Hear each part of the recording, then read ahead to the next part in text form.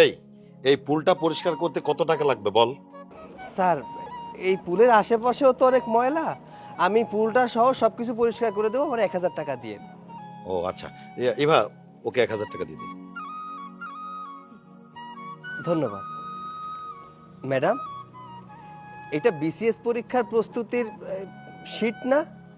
আপনি এই কোচিংয়ে পড়েন, তার মানে আপনি বিসিএস পরীক্ষার প্রস্তুতি নিচ্ছেন। আচ্ছা, এটা যে বিসিএস পরীক্ষার প্রস্তুতির শীট, সেটা তুই কি করে জানলি? জানি, কারণ আপনার শীটের উপরেই কোচিংয়ের নাম লেখা আছে, ওটা দেখেছি। আর শুনেছি এই কোচিংটা অনেক ভালো। ওয়েট ওয়েট, তুই এই কোচিং সেন্টারটা কি করে চিনিস? আর বিসিএস এর মানে কি সেটা জানিস? কেন জানবো না ম্যাডাম, আমি নিজেও তো বিসিএস পরীক্ষার প্রস্তুতি নিচ্ছি। আমার খুব ইচ্ছা ছিল এই কোচিংয়ে পড়ার, কিন্তু সামর্থ্যে কুলিয়ে ওঠেনি, তাই এখানে ভর্তিও হতে পারিনি। তুই দিবি বিসিএস পরীক্ষা? এই, তুই কি আমার সাথে ফাইজলামি শুরু করেছিস? না ম্যাডাম, মজা কেন করব? আসলে আমার খুব ইচ্ছে ছিল পুলিশ অফিসার হওয়ার, কিন্তু এই কোচিংয়ে তো ভর্তি হতে পারিনি, তাই এখান থেকে সেখান থেকে কিছু নোট জোগাড় করে নিজেই পড়াশোনা করছি। ও তাই নাকি?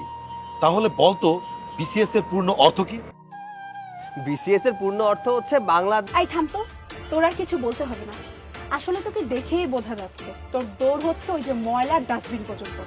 শোন, যেখানে দাঁড়িয়ে আছিস সেখানে দাঁড়িয়ে শুধু বড় বড় স্বপ্নই দেখা যায়, বাস্তবায়ন কিছুই করা যায় না, বুঝতে পেরেছিস?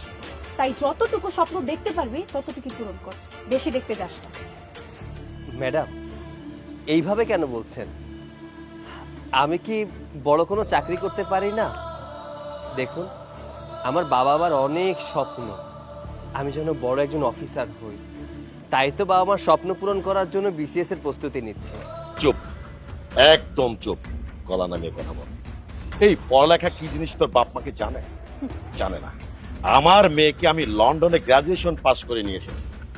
আমার মেয়ে হবে বিসিএস ক্যাডার, তুই হবি না। আর তুই সামান্য একটা ময়লা পরিষ্কার করার ছেলে, আর তুই হবি বিসিএস ক্যাডার? কখনো হতে পারবে না।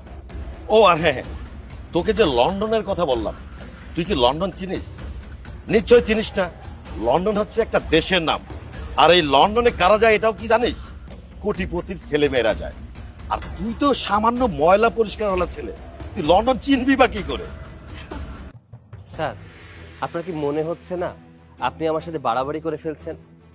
এই চুপ কর তো, তোদের মতো ছোট লোকদের না আসলে তর্ক করা একদম মানায় না।